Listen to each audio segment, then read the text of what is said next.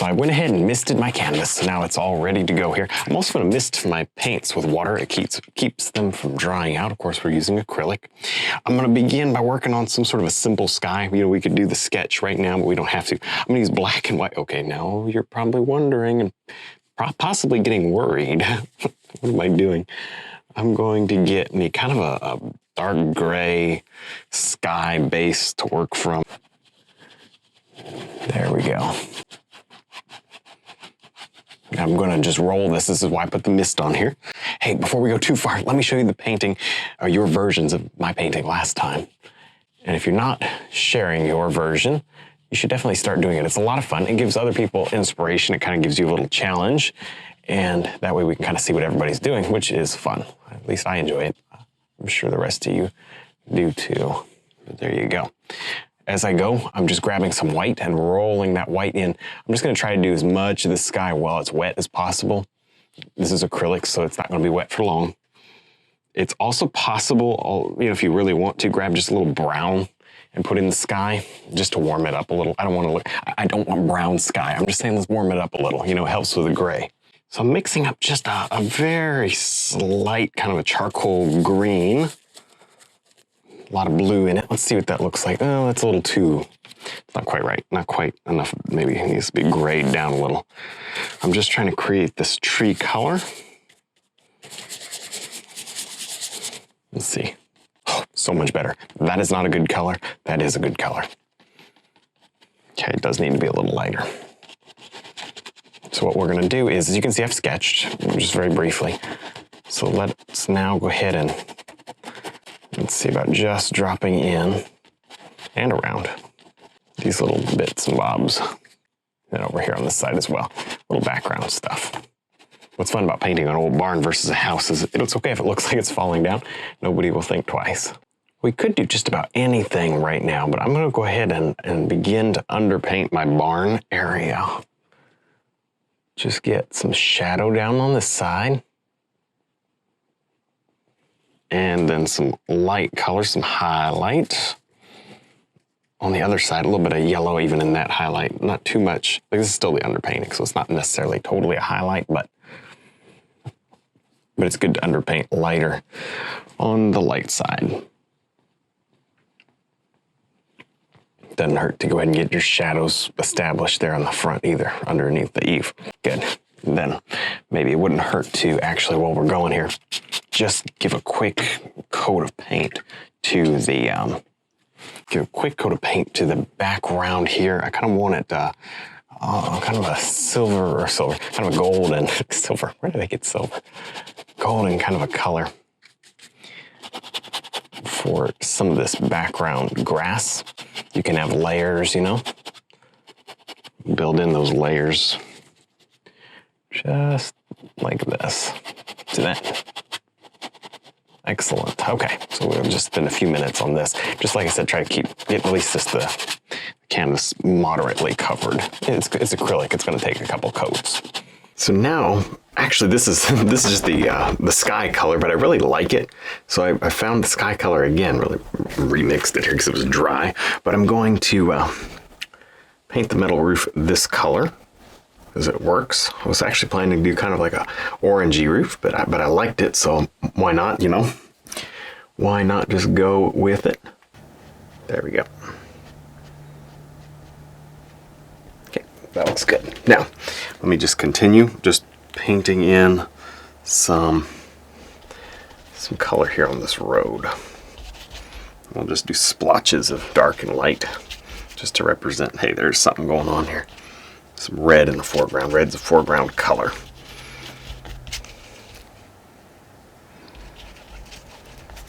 There you go. All the way back up and through here. Now I'm just going to mist this little section down here. And I've got kind of a light purple color mixed up. You can see I tested it there on the palette, on the canvas rather. Come on now. And this is very similar to what's going on up there. You know, and this is still wet, so I can grab a little of that green and mix in with it, which of course will be good. Of course. Sky, your water is not actually blue, it's sky colored. So keep that in mind. And as we go across this way, it's okay for it to get a little darker. Yep. I like to finish my puddles. Not so much like when I'm doing regular water, but like when I'm doing puddles. Very, very small water source. I do like to finish by pulling down instead of going across. Or pulling up, whatever, you know what I mean? Just with an up stroke instead of an across stroke. I like that. So you just work the color around and in. There you go. Maybe one, just one. There, that looks good. So now I've got a nice light gray mixed up. And I'm gonna work in here just a few little evergreen. Actually, these evergreens are gonna be taller, much taller than that. I mean, come on. There we go, something like that. And then give them a quick blend. It's water-based acrylic, so, you know, if you've ever painted with me before, you know I don't really care getting it on my fingers, no big deal. There you go. And you know what? Sometimes it's good to stop and paint a really nice tree. Other times it doesn't matter. This is one of those times it doesn't matter. Just doesn't make a bit of difference. So, in fact, I'll smudge the trees a little bit more. In fact, once it dries, you can push a little mist right over those trees. You know, if you want to. There. In fact, lighten them just a little blue, a little mud. Yeah, and I'm going to lighten those trees as they go back. Well, that didn't do much. I'll lighten those trees as they go back. Fairly misty. I like that look. Maybe a little bit more darkness here. Help that barn pop out. Building it up layer after layer. And so on you go. That's pretty good. So now I've got a light brown mixed up here. Well, it's not really that light, fairly dark brown mixed up. There we go. But I will mix up a light tan to go on this side. Not super, yeah, they're not super yellow, a little bit of that blue, and it's okay. So I got it double loaded. You know where we're going. The light's coming across like this. Right up and through here somewhere is going to be a tree. And it's going to stop right there. Very nice. Do you have to do it double loaded? Of course not. Just saves you a minute of time is all. It's all. That's actually still wet there at the bottom. But that looks pretty good. And you know, you can just bring that up off the top there. We're going to have leaves on these trees, so it doesn't have to be perfect. I'm just going to thicken that one a little. Good. I think I want another little tree out here, something a little bigger, right behind this cabin barn thing. I don't want it that dark because this is acrylic, so it's going to dry 2 shades darker, so lighten that up. I don't want it too green, so add some red. I'll figure this out, don't worry. There's somewhere in there. This is there. It's just a balancing act, getting your color right. That way it kind of looks like a little tree growing over that barn. Kind of interesting. Of course, we'll highlight. I did not mean for this to happen, but it kind of looks like a little mountain. See that? I can't see it. I actually can't see it while I'm looking at the painting here, but I'm looking at my monitor and it looks like a little mountain there. I'm not going to mess with it. I like that. I think that's really cool. I did not plan for that to happen, but it did happen and I like it. So I'm going to purposely leave it. I'm not going to cover, you know, that mountain up. So I just wanted to throw that out there just so you kind of knew that, hey, I wasn't planning that, but it came out that way and it's cool. And it gives you a little bit of inspiration, you know, that you can do that too while you're painting. Well, at this point, I'm just wrapping up a couple more things before we advance on to our larger trees, which are going to go here. And I'm going to do a gate here, and then maybe a wire fence, or maybe no, I don't know, maybe no fence at all. I don't know. I will put a gate there. But I just need to get these layers finished up. Just the layers of highlight, not a whole lot of highlight. I don't think we need to distract the overall scene. You know, you don't want to be distracting. It may look a little bright now, but it'll darken up, and then, you know, it may look too dark, and then you have to go back and highlight again. But anyway, that really looks pretty good just the way it is. Well, now let's see, right about here, maybe just overlapping this barn, I'm going to place in a couple of birch trees. This will be real pretty. Of course, this is no surprise to you because you've seen the thumbnail, but kind of a surprise to me. Looks good. I was planning on putting them somewhere, wasn't exactly sure. I think this spot will work. Actually, I just messed around here with the grass. I kind of like I flipped some of that grass up in that path. I like that. How about another, maybe a little branch or two coming in? You know, you can do that pretty straightforward. And then I do want to overlap this tree with another birch tree. That way we got some good overlap. Excellent. And maybe a little some sort of a sapling or something growing out. Oh, that looks like a birch tree. Perfect. Good clump. Birch trees grow in clumps for the most part. Now that we got these birch trees established, we'll put in some of this detail. I've got just some kind of muddy white here. Just putting some of the bark on like that. Good. And of course on the back side, you know, you can do your little darker gray right there on the back side. Just touching and let it, you know, glop it on, let it dry. That's all good. Kind of gives it that nice rough appearance. My brush is very dry, like the paint in it is fairly dry, and it's giving me more of a scratchy, thick, textured look. See that? You know, blend it with your finger if you need to. Good. So we'll just keep on working these trees back and forth until you get them just the way you need to. And then we'll put the little black spots on them. Now I've got my microfilbert brush. These trees are not fully dry, but I don't think it matters. And I'm going to begin to place in, just very sparingly, my darks for the dark parts of the birch tree. There, see that? I have to actually glop it on because it is still wet. So I think that really makes a bit of a difference.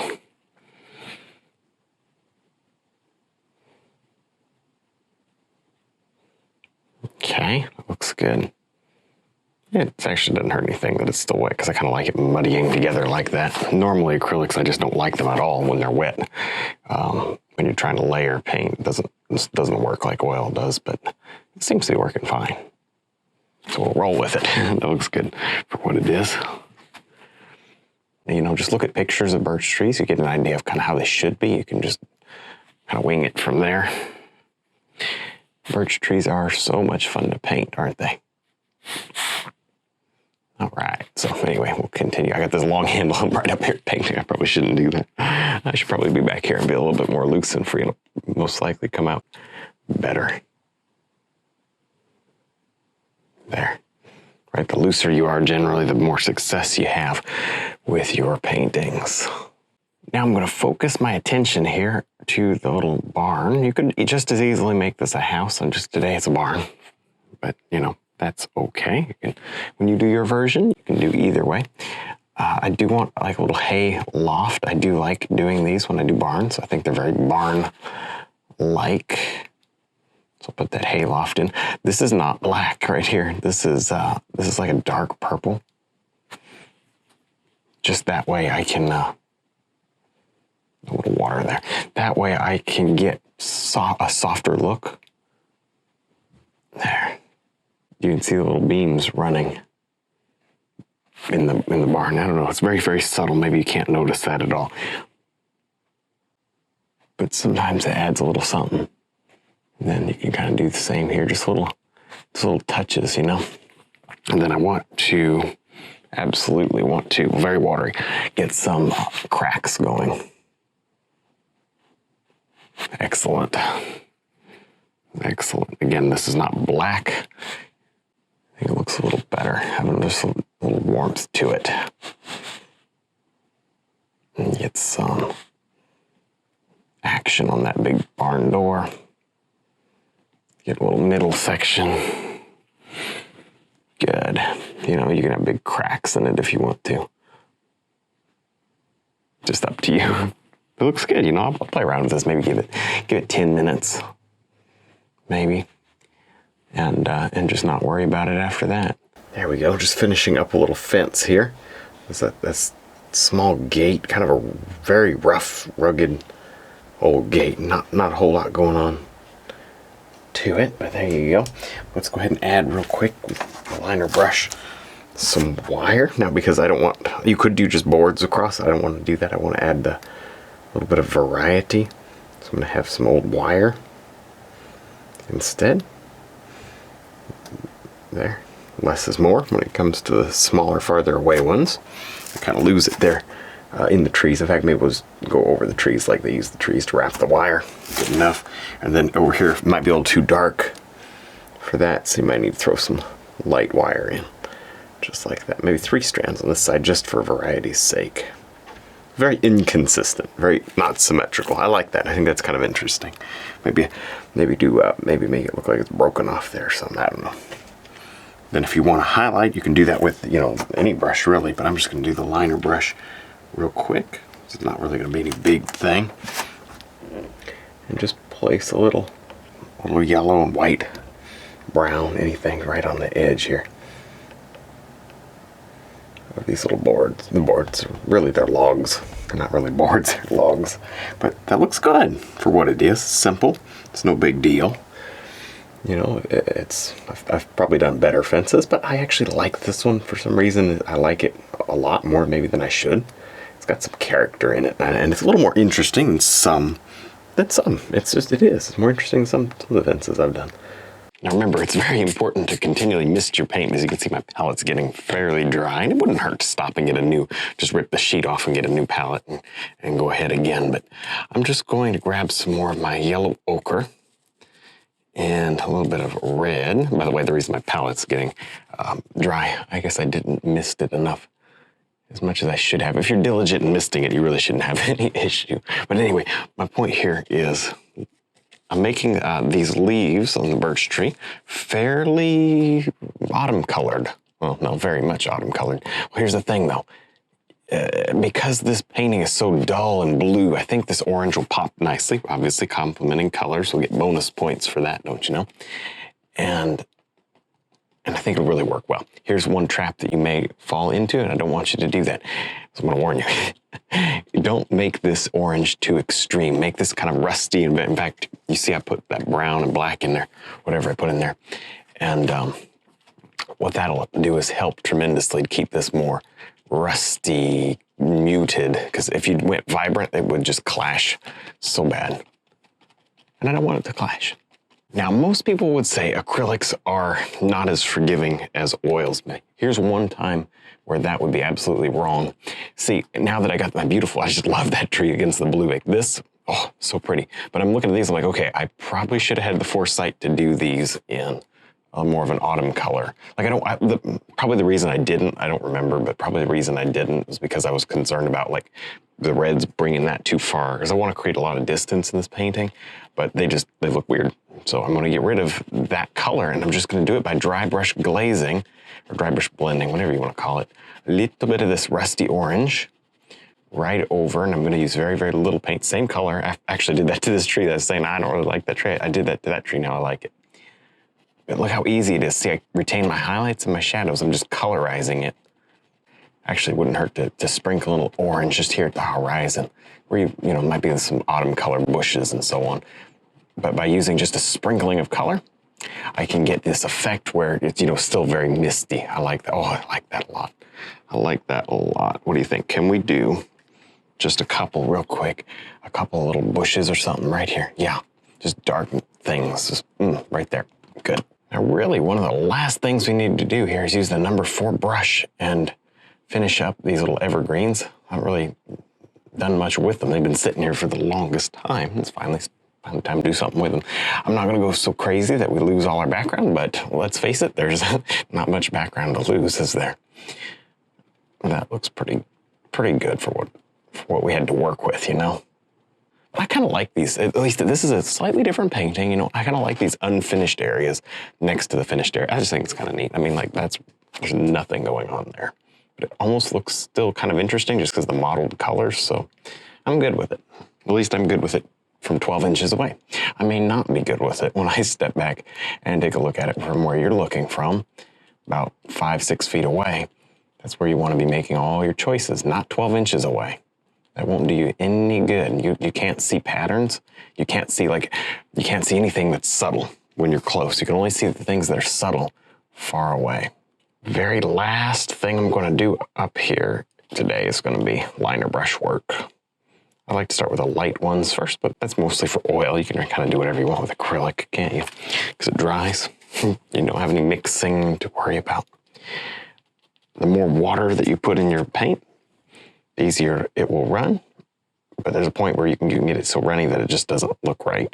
Kind of bleeds out over on the canvas and doesn't look good. If you're trying to go for brighter ones, I would keep the water to the minimum, because what will happen is they'll dry and you'll lose them when they dry. They'll just completely disappear if you have too much water in them.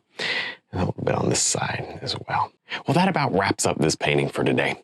Hopefully you enjoyed seeing this slightly different acrylic painting. Really, it looks more like something you would do with oils, but it was a lot of fun. Don't forget to check out our website, DVDs, and brush line. Thanks for watching.